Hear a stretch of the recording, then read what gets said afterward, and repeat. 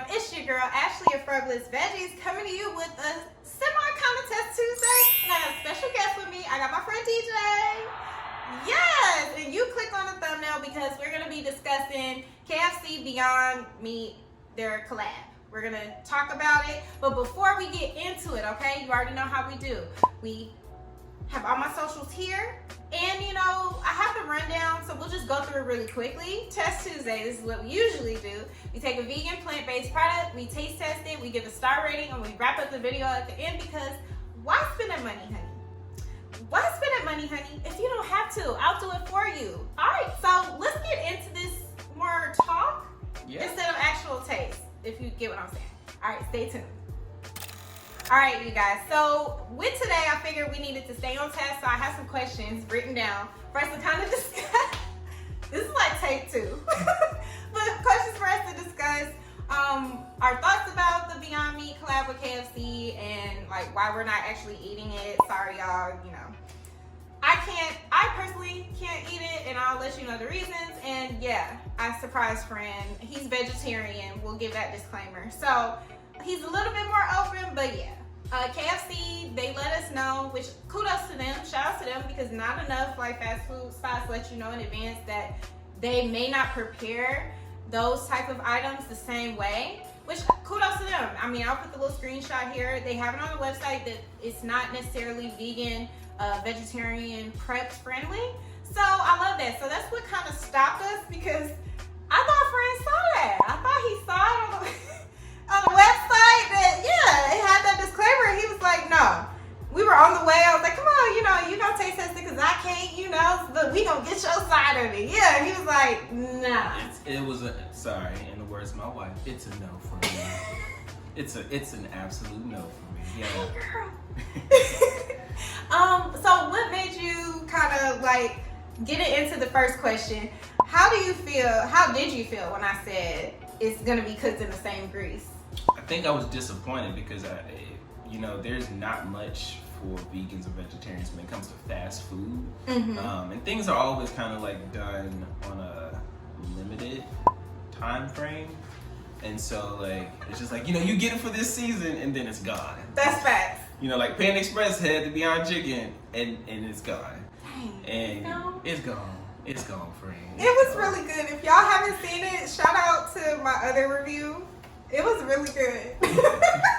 I think I just, I was looking for something else that I could potentially try. For us, being on the go, we don't always have the time to quickly get back and try to make something or have something prepared. And so I think I was just a little disappointed, that I couldn't try it. But yeah. I'm not saying that you shouldn't. You should definitely try it. If you're open to the contents being cooked in meat, it's okay. Try it. Yeah, because that's also a conversation of like, that was my biggest thing and like my reservation of even wanting to talk about this, because I didn't want people coming for me, because it's been like the great debate amongst vegans. Like, why don't you want to try it and why not? And it's like, I do feel like people should be open to have their own choice with it. If I've spent a year and a half of not having any animal byproduct, even down to the honey piece of it, yes, because it's levels to it. I just felt like I didn't want to ruin kind of like my good work that I've already kind of established with myself. And, I've been vegetarian for 7 years. So, that I probably would have teetered then too. Kind of like him, It's just, you commit to something and you have this lifestyle and, you really start to get particular about what you want to put in your body after you done kind of set a cadence for yourself. So agreed. Y'all, I'm at the stage, I've been vegetarian for a year and a half now. I'm still at the stage where, sometimes just smelling meat just throws me off. So I would have hated it if I would have went to go taste it and I'm like, is that chicken? Is that chicken? They're like, what? Like, just no. So. And in my thoughts, I was like, in my logic of trying to like think this through, because I was really trying to make this work, but then I was like, yeah, you got the chicken grease and it probably got the chicken fat, and it's gonna be probably given fried chicken. Like, it probably would taste amazing, I'm sure, with that extra oomph, from the chicken and the seasoned chicken from KFC, but it just, I don't know. I was conflicted. So I felt like if I'm like worrying this much, then just don't do it. Don't feel pressured to do it. If you're feeling the same way, like it's okay. I still think it's great because I see so much awareness and growth for vegan products and things. So that'll slide into my next question, which is, what are your thoughts about Beyond Meat in general?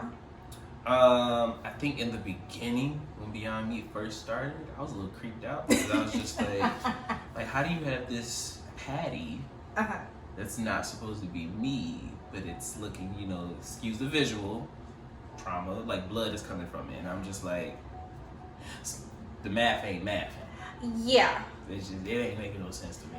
In the beginning, they have come a long way. Yeah. I remember when they first introduced it, and I want to say like, not TGI Fridays was the first time I had it years ago, or it could have been Impossible, but just those type of products, you know, it was like, whoa. But they have come a long way. I promise you, I have Beyond Meat in my fridge right now. Like, I love their products. I love that they're giving chicken alternatives. Again, let me go back to how much I love the Panda Express Beyond Meat orange chicken, baby.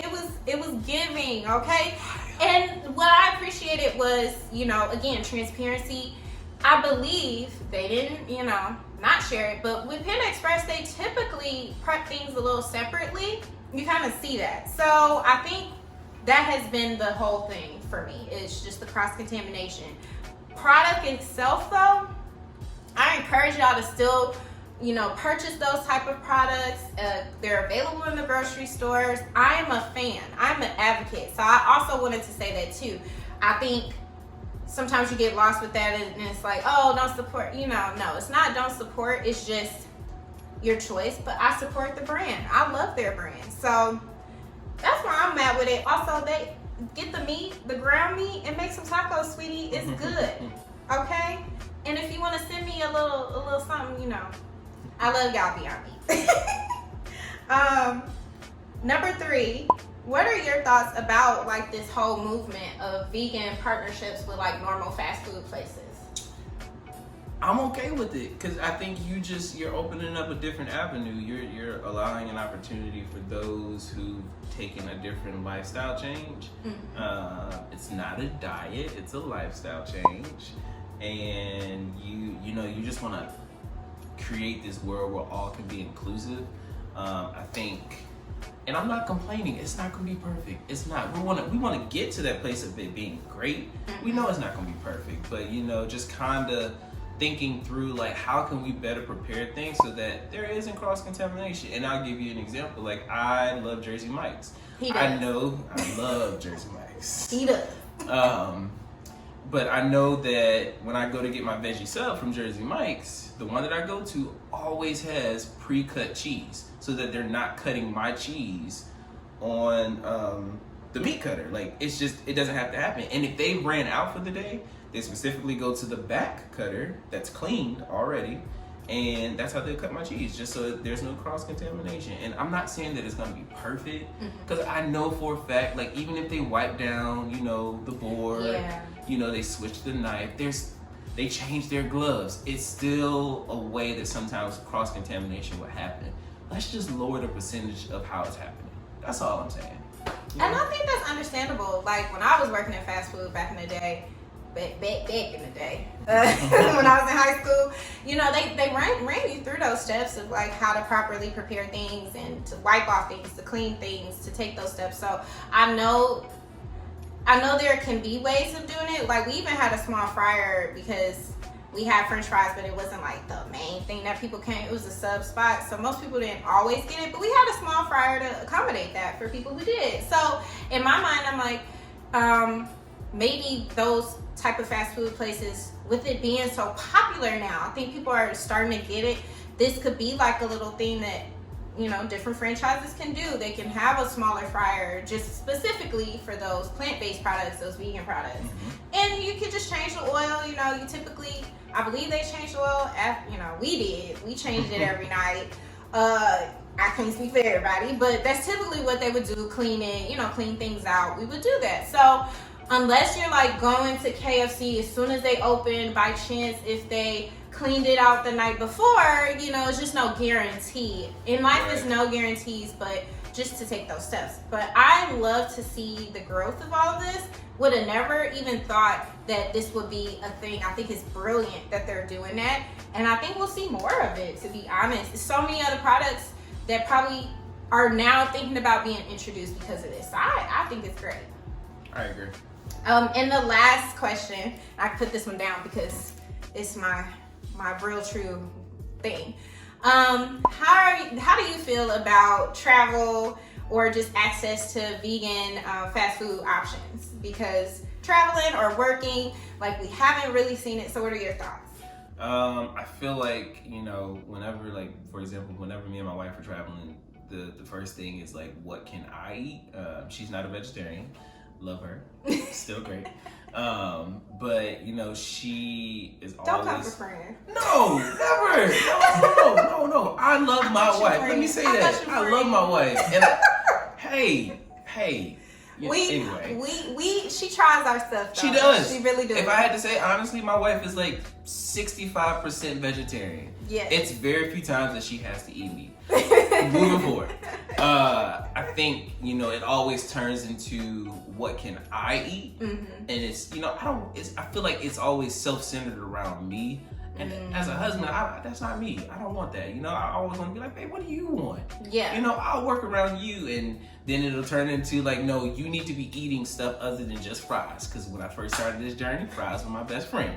And that speaks to that, right? It that does. Speaks It to really the whole does. importance of, like, you know, having the access, having the accessibility. I feel the same way. Like, brunches ain't brunches always for me, you know, or going and traveling to different cities. Like, on the agenda, you have to research different vegan spots that may have an option, or if you go to another restaurant, seeing that the option is not just sides, you know, that's a struggle. So to see, like, more fast food spots popping up with things and accessibility, like, yes, I appreciate that so much. That way, to his point, you don't have to feel like, well, now we have to, like, set the whole trip around me or set the whole plans around me and what I can eat. Like, you feel, I know I do sometimes. I feel guilty with that. So sometimes I either just cook for myself prior and then just go out, you know, and even then, I feel that's just too much. Right. I get it. That's not everybody's thing, but I tend to do that. I'm a little more thoughtful with it, but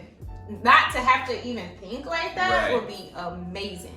I think just if we think back to just in the past, what food brings people together. And so, like, if I'm in a room and, you know, we go to a restaurant and literally all I can get probably is just like maybe 3 sides, you know, I'm not saying that I'll be upset or, like, I get it. I'm gonna work with it because I'm still with my best friends. I'm with my friends. We hanging out. We got drinks. We're good. But I think, you know, just coming into a space, if food brings us together, especially brunch, my people, we love brunch.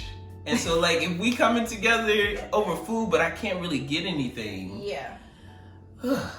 it can dampen the mood. And it's like, you know, I don't want that to happen. So I think in all the bigger picture, because I think that's what a lot of us, the conversations are around, like, the bigger picture. It's so true. If this is successful, this does create more opportunities and things for everybody to be able to have those type of accessibility. Pretty much that's what it goes down to.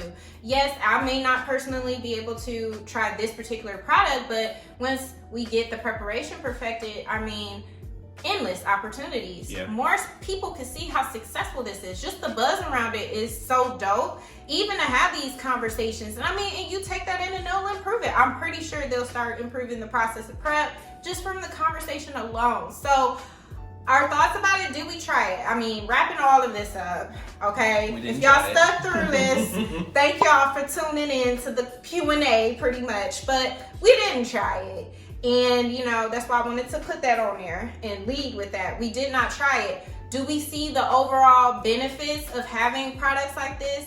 Absolutely. Okay, because I want to be able to drive in a drive-through too and get something to eat too. Okay, I haven't done it in forever, so I would love to be able to do that and not just do hash browns. Okay. What is your last little thought about this? Like, same vibes? For sure. I think it's a small step, and I appreciate the small steps. It's the small wins that make the bigger one even greater. So, you know, we might have that Impossible Whopper over at Burger King. Yeah. That's a start. We might have Chipotle, you know, with some of their options. Come on. We all know how much I love Chipotle. Right. Let's go. You know, Let's go. It's small steps, but we're going in the right direction. So, you know, I'm still happy. Yeah. I'm still happy. And especially for those who are looking for a way to change their lifestyle, where maybe it's not they want to be a full vegetarian, but they're like, you know what? Out of 7 days of the week, 4 of them don't consist of having meat. Come on. So it's the steps for me. So thank you guys so much for tuning in. I hope you've been entertained.